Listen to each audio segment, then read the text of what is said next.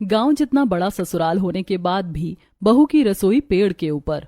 दूध का बर्तन लिए हेमा अपने कमरे से बाहर निकलती है और आंगन में बरगद के पेड़ की ओर बढ़ती है। पेड़ के पास पहुंचकर वो तने से टिकी सीढ़ियों की तरफ देखती है, फिर पेड़ के ऊपर बनी रसोई पर सीढ़ियों से चढ़कर पहुंचती है। हे भगवान, गांव जितना बड़ा परिवार है और ये पेड़ के ऊपर रसोई, जीवन कैसे कटेगा पता नहीं। रसोई ट्री हाउस की तरह बना है। उसके ऊपर 3 पत्थरों के ऊपर 3 बड़े बड़े मिट्टी के चूल्हे रखे हैं और किचन का पूरा सामान जैसे बर्तन, सिलबट्टा, सब्जियों और बर्तनों से भरी टोकनियां भी रखी हैं। रसोई में पहुंचकर हेमा सबसे पहले झाड़ू लगाती है और फिर चूल्हे में आग जलाकर चाय बनाती है और फिर ट्रे में चाय लेकर नीचे उतरकर सबसे पहले अपने सास ससुर के कमरे में जाती है। मम्मी जी, पापा जी, चाय ले लीजिए। चाय का कप लेते हुए, चाय बस हमारे लिए ही, पूरे परिवार का क्या? मम्मी जी, चाय पूरे परिवार के लिए है, बस शुरुआत आपसे की है। हेमा सबसे पहले अपने ससुर और सास को चाय देती है और फिर अपने चाचा सास ससुर, फिर ताया सास ससुर, नंदों, देवर और पति को उनके कमरों में जाकर चाय देती है। उन सभी के कमरे बरगद के पेड़ के चारों तरफ अलग अलग बने हुए थे। हेमा का पूरा परिवार गांव जितना बड़ा है। सबको चाय देने के बाद हेमा वापस पेड़ के ऊपर वाली रसोई में जैसे ही पहुंचती है, अपने कमरे में आईने के सामने बिस्तर से उठकर खड़ी उसकी मंझली शिवानी। भाभी, जल्दी उपमा बनाकर लाना, मुझे बहुत भूख लगी है। हेमा बहू, मेरे कमरे में सत्तू और शरबत भेज देना, गर्मी बहुत है। अपने कमरे की खिड़की से पेड़ के ऊपर वाली रसोई को झांकते हुए, अरे बहू, हमें पोहे खाना, जल्दी बना कर लाओ।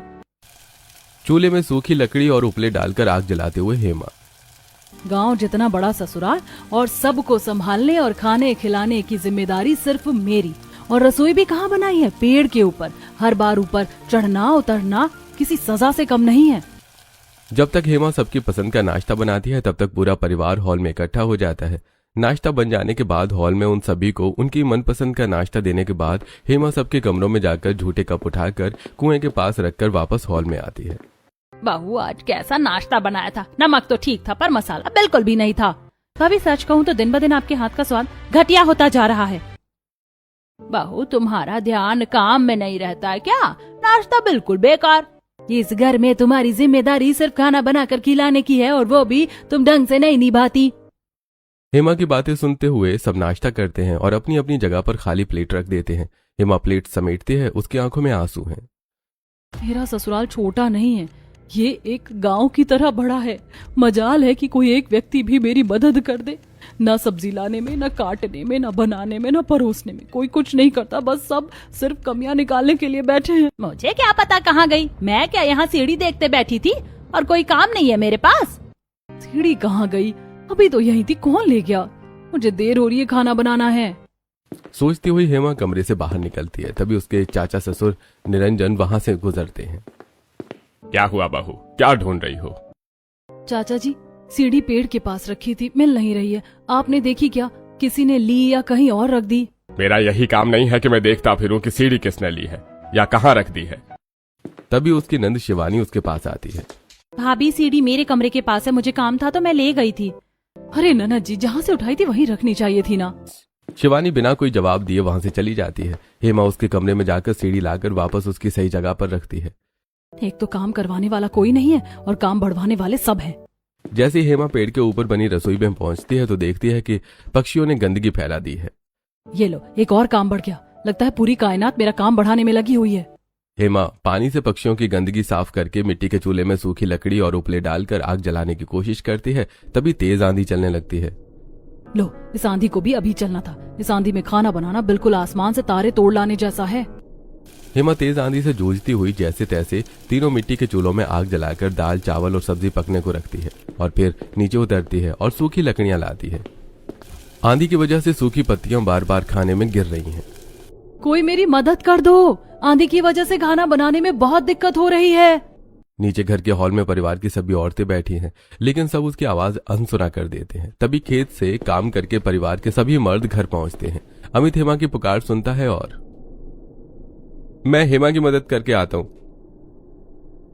अरे कहाँ जा रहा है? इतनी तेज हवा में कहीं पेड़ की डाली न टूट जाए। पापा देखो ना, हेमा को कितनी परेशानी हो रही है। अरे हवा तेज में पत्ते भी गिरते हैं और छोटी मोटी टहनियां भी। क्या तू पत्ते और टहनियां गिरने से रोक लेगा? चल अंदर चुपचाप, बहू खाना बना लेगी। घर के सभी मर्द हॉल में पहुंच जाते हैं। कुछ देर बाद जब हेमा आंधी से जूझती हुई खाना बनाकर और खाना लेकर हॉल में पहुंचती है तो बहू, हम कब से भूखे बैठे, इतनी देर से क्या कर रही थी तू? मम्मी जी, पेड़ वाली रसोई में वैसे भी खाना बनाना बहुत चुनौतीपूर्ण है। ऊपर से ये आंधी मेरा काम और मुश्किल कर देती है। कभी सूखी टहनियाँ, कभी पत्तियाँ। मैं मदद के लिए चिल्ला रही थी पर किसी ने नहीं सुना।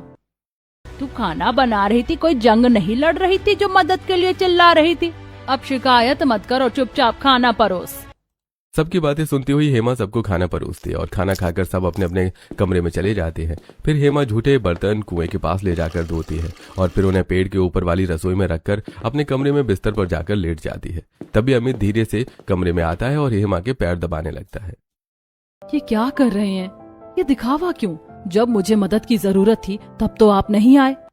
अरे मैं क्या करूं हेमा, शादी के बाद से ही घर वाले मेरे खिलाफ हो गए हैं। अगर मैं सबके सामने तुम्हें प्यार जताऊंगा तो और ताने मिलेंगे। तुम जानती हो ना घर वालों का व्यवहार कैसा है। हाँ अमित, मैं समझ सकती हूँ। जब से मैं इस घर में आई हूँ कभी सम्मान नहीं मिला, सिर्फ नफरत और अवहेलना मिली है। ना जाने कब ये लोग समझेंगे कि मैं भी इंसान हूँ और मेरे अंदर भी फीलिंग है। अपने पति का प्यार महसूस करके हेमा परिवार वालों के ताने और सारी परेशानियां भूलकर गहरी नींद में सो जाती है। उसकी यही दिनचर्या थी, अकेले ही गांव जितने परिवार को पेड़ के ऊपर वाली रसोई में खाना बनाकर खिलाना और सबकी बातें सुनना। समय कुछ दिन बाद शाम को पूरा परिवार हॉल में बैठा हुआ गन्ने का रस पीते हुए। अब हमें छोटे बेटे विवेक की भी शादी कर देनी चाहिए, कहीं वो भी किसी लड़की को भगा ना लाए। हाँ, और अगर उसने ऐसा किया तो मैं बर्दाश्त नहीं करूंगी। हाँ, मुझसे पहले ही हेमा बहू बर्दाश्त नहीं होती, उसे कैसे बर्दाश्त करूंगी। तभी वहां हेमा आती है और उन दोनों की बातें सुनकर, मम्मी जी, मुझ में आखिर कमी क्या है? मैं तो सबका इतना सम्मान करती हूँ, फिर भी आप ऐसा कह रही हैं। चुप कर, मैंने तुझसे कुछ नहीं कहा। जा यहाँ से अपने कमरे में जा। हेमा अपने कमरे में चली जाती है। कुछ दिनों बाद उसके सास ससुर उसके छोटे देवर विवेक की शादी रानू से करवा देते हैं। पूरा परिवार विवेक और रानू की शादी में बहुत खुश होता है। पूरा परिवार उसका जोरदार स्वागत करता है और उसकी मुंह दिखाई की रस्म भी बड़ी धूमधाम से की जाती है। शादी की अगली सुबह रानू हॉल में आती है और वहां बैठे सबके पैर छूती है। मम्मी जी, किचन कहाँ है? मुझे पहली रसोई बनानी है। अरे बहू, तुम परेशान मत हो, तुम्हारी जेठानी से खाना बनवा देंगे, तुम बस हाथ लगाकर खाना शुभ कर देना। तभी रानू खिड़की से हेमा को पेड़ की तरफ जाते देखती है। ठीक है मम्मी जी, मैं अभी आई। रानू कमरे से निकलकर हेमा के पास जाती है और उसके पैर पकड़ती है। खुश रहो दीदी। घर का किचन कहाँ है? मुझे अपनी पहली रसोई बनानी है। हेमा पेड़ की ओर इशारा करते हुए। वो देखो, वो रही रसोई। रानू बड़े गौर से बरगद के पेड़ के ऊपर बनी रसोई देखती है और उसकी आंखें खुली की खुली और मुंह फटा का फटा रह जाता है। क्या? ये तो पेड़ है, वहाँ रसोई क्यों है? और वहाँ खाना कौन बनाता है? खाना बनाना तो छोड़ो, वहाँ राशन, पानी और ईंधन कैसे और कौन ले जाता है? तुम्हारी जेठानी यानी मैं। तभी अपने कमरे से हॉल में आ रही सुशीला रानू को आवाज लगाती है। बहू रानू, इधर आना जरा। हेमा वहीं खड़ी रह जाती है और रानू वहां से चली जाती है। तभी हेमा के पास उसकी सास दीपा आती है और उसके कान में कुछ कहती है। उसकी बात सुनकर हेमा चुपचाप पेड़ के ऊपर वाली रसोई में चढ़ जाती है। कुछ देर बाद हॉल में गांव जितना बड़ा परिवार इकट्ठा हो जाता है और हेमा वहां एक बड़े से बर्तन में खीर लेकर पहुंचती है। दीपा उसे देखकर नीतू के साथ उसके पास आती है और, छोटी बहू, खाने के बर्तनों को छूकर शुभ कर दो और हॉल में बैठे अपने गांव जितने बड़े पूरे परिवार को सर्व करके अपनी पहली रसोई की रस्म पूरी करो। हेमा की तरफ देखकर, बड़ी बहू, तुम अपनी देवरानी की मदद करवाओ। जी मम्मी जी। हेमा खीर के बर्तन पर हाथ लगाती है और फिर दोनों देवरानी जेठानी मिलकर पूरे परिवार को सर्व करती हैं। सब खाना शुरू करते हैं। वाह रानू बहू, तुम्हारे हाथ लगते ही खीर का स्वाद जैसे और बढ़ गया है। बिल्कुल हेमा बहू, तुम भी खाओ और समझो, इसे कहते हैं स्वाद। हाँ छोटी भाभी, अब से आप ही बड़ी भाभी के बनाए खाने को हाथ लगाकर स्वादिष्ट बनाएगा ना। बड़ी भाभी के हाथों में तो स्वाद ही नहीं है। नंद जी, मैं पेड़ वाली रसोई में गांव जितने बड़े परिवार को सुबह, शाम और रात तीनों टाइम का खाना बनाकर खिलाती हूँ। पूरे दिन में दर्जनों बार मुझे पेड़ में चढ़ना और उतरना पड़ता है। इतना बड़ा परिवार होने के बावजूद मेरी कोई मदद नहीं करवाता और ताना मारने के लिए सब एक साथ हो जाते हैं। अगर मेरे खाने में स्वाद नहीं है तो किसी को मेरा बनाया खाना छूने तक की भी जरूरत नहीं है। हेमा बहू, मेरी बेटी को कुछ भी बोलने की हिम्मत मत करना।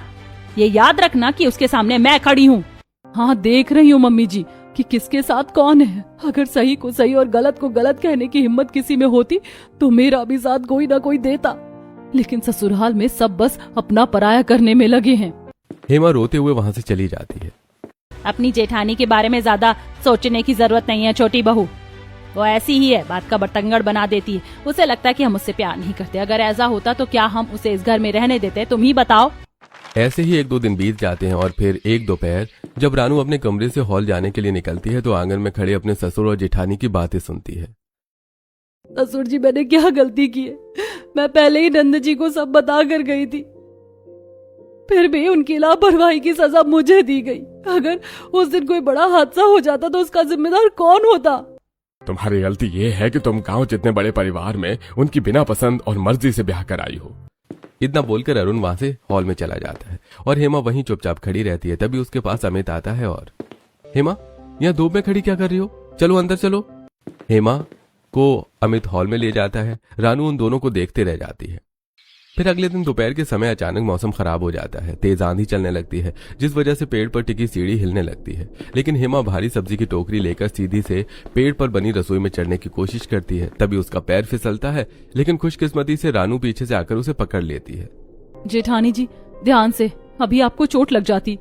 जो चोट मेरे दिल में लगी है रानू, उससे गहरी चोट तो नहीं लगती। शरीर के घाव भर जाते हैं, मन के नहीं। जेठानी जी, आप क्या कह रही हैं? आपके मन को चोट किसने पहुंचाई है? किसी ने नहीं, मेरे अपनों ने ही दिए हैं ये जख्म।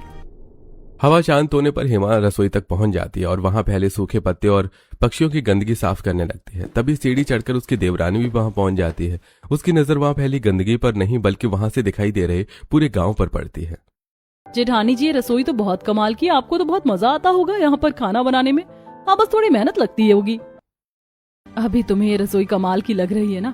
जब दोपहर में धूप लगेगी, गर्मी होगी, पंछी परेशान करेंगे और सूखे पत्ते खाने में गिरेंगे, तब पता चलेगा कि हाँ, खाना बनाने में मजा आता है या अपने नसीब पर रोना आता है। तीनों टाइम का खाना बनाने से पहले और बाद में मुझे यहाँ सफाई भी करनी पड़ती है।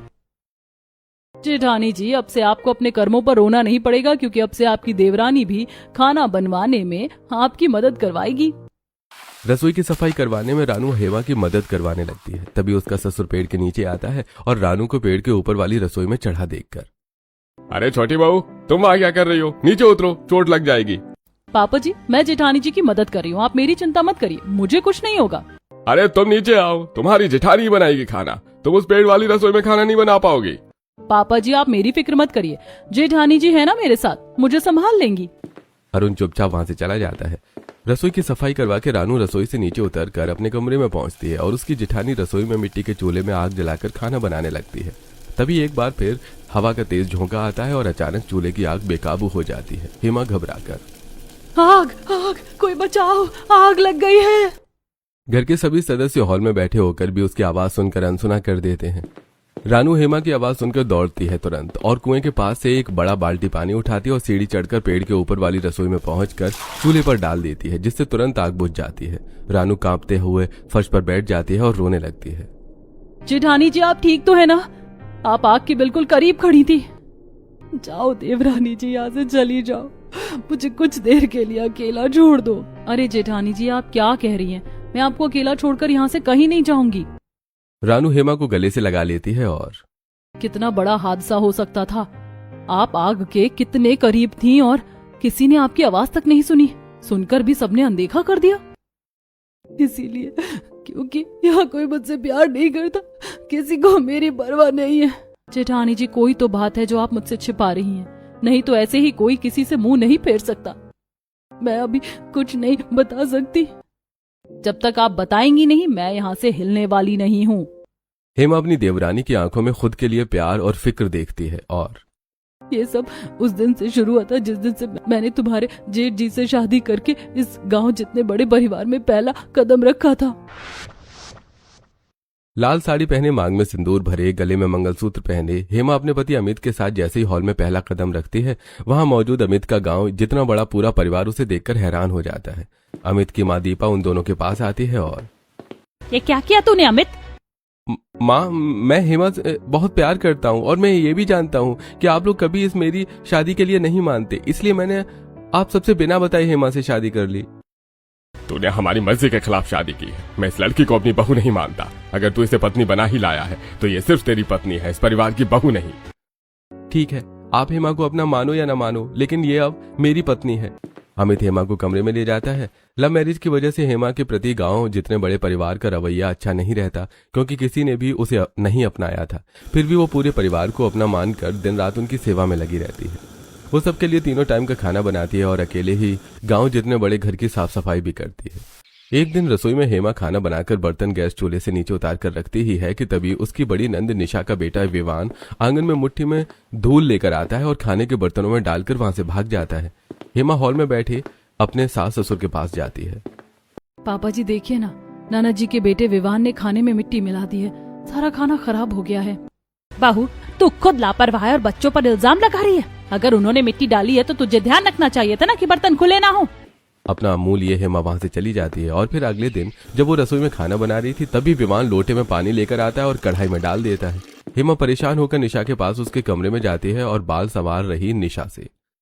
नंद जी देखिए ना, विवान कितना शरारती है, उसने खाने में पानी डाल दिया, अब मुझे पूरा खाना फिर से बनाना पड़ेगा। अभी ये क्या बात हुई, मैं जब से आई हूँ देख रही हूँ आप मेरे बेटे की शिकायत ही करती रहती है। आपको मेरा बेटा पसंद नहीं है तो मैं अभी उसे लेकर यहाँ से चली जाती हूँ। तभी दीपा और अरुण वहां आ जाते हैं। निशा बेटी, तू यहाँ से नहीं जाएगी, तू हमारी बेटी है, जाएगी तो ये जो हमारी बिना मर्जी के आई है। अपने कमरे से अमित उन सभी की बातें सुनकर भागा हुआ वहां आता है और माँ, क्या आप लोग बिना सोचे समझे हेमा के पीछे पड़ रहे हैं? कम से कम ये तो देख लीजिए कि सही कौन है और गलत कौन है। तू बहू का साथ दे रहा है, लगता है तू जोरू का गुलाम हो गया है। अमित रहने दो, मेरे लिए अपने आप को परिवार वालों की नजरों में और मत गिराओ। मैं ही गलत हूँ, यही मान लेते हैं। ऐसे ही 2-3 दिन बीत जाते हैं और फिर एक दिन दोपहर का खाना बनाकर हेमा खाने के बर्तन अच्छे से ढककर आंगन में खड़ी निशा के पास जाती है और नंद जी, मैंने खाना बना दिया, प्लीज ध्यान रखना विवान रसोई में ना आए। मैं खेत से सलाद के लिए ककड़ी और खीरा लेने जा रही हूँ। इतना बोलकर हेमा वहां से चली जाती है और निशा फोन पर अपनी सहेली से बातें करने में मगन हो जाती है। तभी विवान रसोई में आता है और दाल के गर्म बर्तन में हाथ डाल देता है। उसका हाथ जल जाता है। उसके चिल्लाने पर सब रसोई की तरफ दौड़ते हैं और जब खेत में हेमा घर आती है तो देखती है कि हॉल में सोफे पर लेटे विवान के हाथ में डॉक्टर पट्टी बांध रहे हैं और पूरा परिवार उन्हें घेर कर खड़ा है। मैंने पट्टी बांध दी है, अब ध्यान रखना कि ये गर्म चीजों से दूर रहे। जैसे डॉक्टर वहां से जाता है दीपा हेमा की तरफ मुड़ती है। मिल गई तेरे कलेजे को ठंडक, ले लिया तूने मासूम बच्चे से बदला। क्या हुआ, मैंने क्या किया जो आप ऐसा बोल रही हैं? मेरे नवासे का हाथ जल गया तेरी वजह से। तूने किचन में ताला क्यों नहीं लगाया था? किचन में ताला? आज तक तो कभी ताला नहीं लगा और मैं तो नंद जी को बोलकर गई थी कि विवान को किचन में ना जाने दे। भाभी, अपनी गलती का ठिकरा मुझ पर मत फाड़ो। लापरवाही तुम्हारी है, मेरी नहीं। कोई हेमा की बात नहीं सुनता, सब उसे ही खरी खोटी सुनाते हैं। बहू, बहुत हो गया, तेरी लापरवाही की कोई माफी नहीं है। आज से तू घर की मुख्य रसोई में खाना नहीं बनाएगी। लेकिन मम्मी जी, मैंने क्या किया है? गलती तो बस। चुप, हमें कोई सफाई नहीं चाहिए। अब से इस गांव जितने बड़े परिवार का खाना ऐसी जगह बनेगा जहां से खाना बच्चों की पहुंच से दूर रहे। तभी अरुण का ध्यान आंगन में लगे बरगद के पेड़ पर जाता है। अब से खाना तो पेड़ के ऊपर रसोई बनाकर बनाएगी। हाँ, ये फैसला फाइनल है। अभी जा और पेड़ के ऊपर रसोई बना ले। अब से तू घर की मुख्य रसोई में खाना बनाते हुए दिख मत जाना। बीती बातें याद करके हेमा की नम आंखें एक बार फिर से नम हो जाती हैं। बस उस दिन से रसोई पेड़ के ऊपर बना दी गई और मैं अकेली ही हवा, पंछियों, मौसम और धूप से जूझती हुई पूरे परिवार के लिए खाना बना रही हूँ। जेठानी जी, ये कितना गलत हो रहा है आपके साथ। क्या करूँ देवरानी, मेरी कोई वैल्यू नहीं है इस घर में। जैसे मैं किसी की बेटी नहीं, बस एक नौकरानी हूँ। जेठानी जी, अपनी बेटी इन्हें प्यारी है पर दूसरे की बेटी का दर्द इन्हें नहीं दिखता। मैं चुप नहीं रहूंगी, कुछ तो करना ही पड़ेगा। तुम क्या करोगी? इन्हें समझाना मुश्किल है। आप चिंता मत करो, मैं कोई ना कोई रास्ता जरूर निकालूंगी। आप देखना, इन्हें सबक सिखा कर ही रहूंगी। अपनी जेठानी से बात करके सच्चाई जानने के बाद रानू का व्यवहार गांव जितने बड़े पूरे परिवार के लिए एकदम बदल जाता है। वो बेपरवाह हो जाती है। उसने उसके अगले दिन दोपहर के समय रानू अपने कमरे में फोन पर अपनी माँ से बात कर रही थी। तभी उसका पति विवेक खेत में काम करके घर में आता है और रानू, एक गिलास पानी ला देना जरा। विवेक जी, प्यास लगी है तो खुद जाकर पानी ले लीजिए ना। मैं अपनी मम्मी से फोन पर बात कर रही हूँ। क्या क्या कहा तुमने? वही जो आपने सुना। रानू की बात सुनकर विवेक कमरे से बाहर निकल जाता है। उस दिन के बाद रानू चाहे अपने कमरे में हो या हॉल में सबके जानबूझकर फोन में कभी अपने मायके वालों से तो कभी अपनी सहेलियों से बात करती रहती है। एक सुबह जब उसकी जेठानी पेड़ के ऊपर वाली रसोई में नाश्ता बनाकर हॉल में गांव जितने बड़े परिवार को सर्व कर रही थी तभी उसकी सास, बहू रानू, क्या बात है, आजकल फोन पर ध्यान कुछ ज्यादा ही रहता है। दिन भर फोन में ही लगी रहती हूँ। मम्मी जी जरूरी भी है, आजकल मायके वालों से बात करना बहुत जरूरी हो गया है। विवेक और बाकी घरवाले एक दूसरे का मुंह देखने लगते हैं। उसी दिन रात के समय जब विवेक और रानू अपने कमरे में होते हैं तभी रानू, मैं देख रहा हूँ तुम आजकल घर वालों के साथ कम और फोन में ज्यादा व्यस्त रहती हो। तुम्हें क्या हो गया है? क्या हो गया मतलब?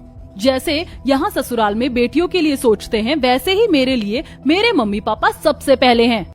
रानू का अचानक बदला व्यवहार सबकी समझ से परे था। फिर एक दिन वही होता है जिसका रानू को इंतजार था।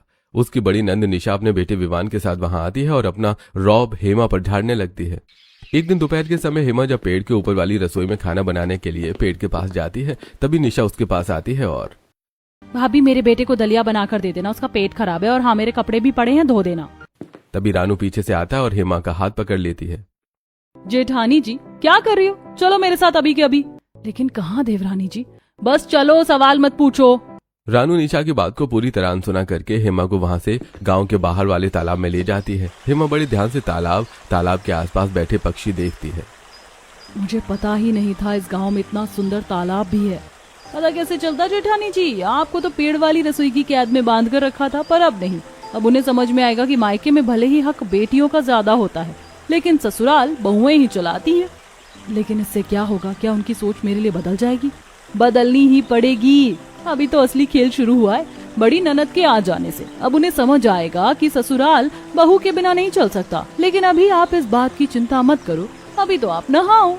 दोनों देवरानी जेठानी दोपहर से शाम तक तालाब में नहाती रहती हैं और इधर घर में पूरा परिवार भूख से बेहाल हो जाता है। आंगन में खड़ी निशा, शिवानी और वंदना इधर उधर देखते हुए। ये दोनों भाभियां कहाँ मर गई हैं? शाम हो गई है और अब तक चूल्हा भी नहीं जला। तभी वहां विवान आता है। मम्मा मुझे बहुत भूख लगी है, कुछ खाने को दो ना। विवान बेटा बस थोड़ा सब्र कर, तेरी मामियां आती ही होंगी। ये भाभियां भी ना पता नहीं कहाँ गायब है, दोपहर से शाम हो गई अभी तक घर नहीं आई। तभी हेमा और रानू गीले बाल सुखाते हुए वहां पहुंचती हैं। हॉल में बैठी दीपा उन्हें देखती है और तुरंत आंगन में पहुंच जाती है। कहाँ थी तुम दोनों? घर में सब भूखे बैठे और तुम लोग गायब हो, ये क्या बदतमीजी है? मम्मी जी हम नहाने गए थे, और रही बात खाना बनाने की, तो आप लोग हाथ पैर से लाचार तो नहीं है? खाना खुद भी बनाया जा सकता है। क्या रानू भाभी, तुम हमें खाना बनाने के लिए बोल रही हो? हाँ ननद जी, इस गांव जितने बड़े परिवार में खाना सिर्फ बहुएं ही क्यों बनाए, बेटियां भी बना सकती हैं। आपको भूख लगी है तो खाना आप क्यों नहीं बना सकती? रानू हेमा का हाथ पकड़कर उसे अपने कमरे की तरफ ले जाती है। वो सभी हैरान होकर उन्हें जाते हुए देखती हैं। हॉल में बैठा अरुण उन सभी की बातें सुन रहा था।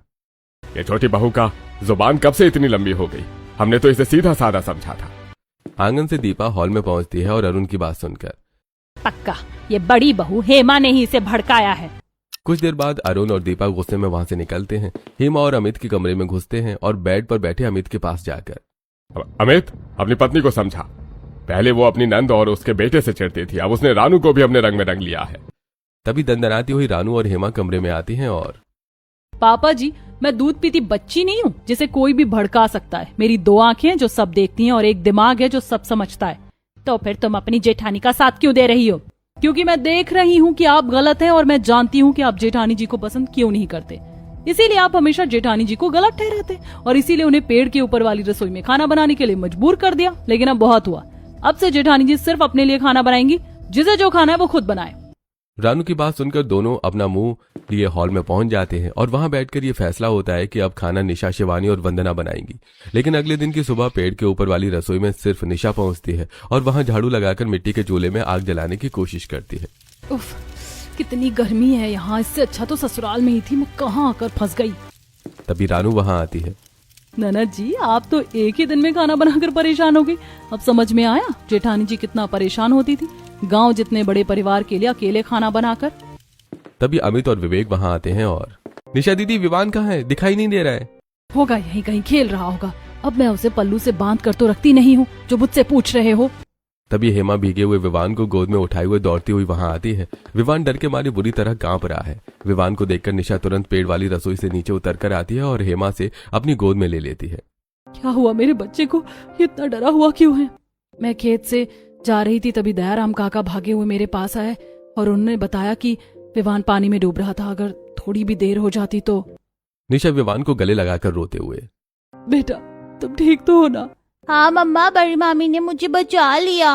वो सभी तुरंत विवान को हॉल में ले जाकर सोफे पर लेटा देते हैं और वहां बैठे पूरे परिवार से विवान के साथ घटी घटना के बारे में बताते हैं। ये सब तुम्हारी लापरवाही है हेमा।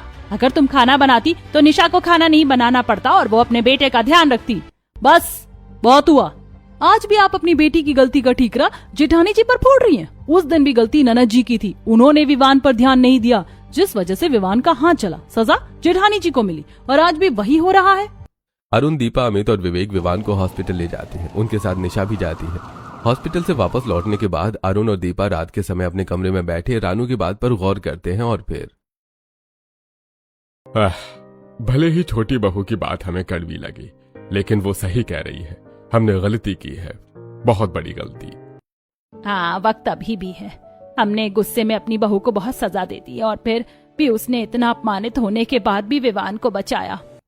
वो दोनों अगली सुबह आंगन में झाड़ू लगा रही हेमा के पास जाते हैं और बहू, हमें माफ कर दो। तुम हमारी पसंद नहीं थी, इसीलिए तुम्हारी गलती ना होने के बावजूद हमने तुम्हें सजा दी। लेकिन अब हम समझ गए हैं कि भले ही हमने तुम्हें बहू नहीं माना, लेकिन तुम इस घर की बहू हो और तुमने हमें दिल से अपनाया है।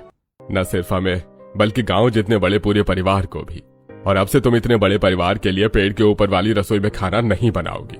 खाना वहीं बनेगा जहां पहले बनता था, मतलब हमारी पारंपरिक रसोई में। रानू उन दोनों की बातें सुनती है और सीढ़ियों के सहारे नीचे उतरकर हेमा के बगल में आकर खड़ी हो जाती है। देखा जेठानी जी, मैंने कहा था ना कि एक दिन पूरा परिवार आपको अपना लेगा। हाँ देवरानी जी, आज मैं बहुत खुश हूँ। अब मुझे गांव जितने बड़े परिवार के लिए पेड़ के ऊपर बनी रसोई में खाना नहीं बनाना पड़ेगा और अब से मैं भी गांव जितने बड़े परिवार का हिस्सा हूँ।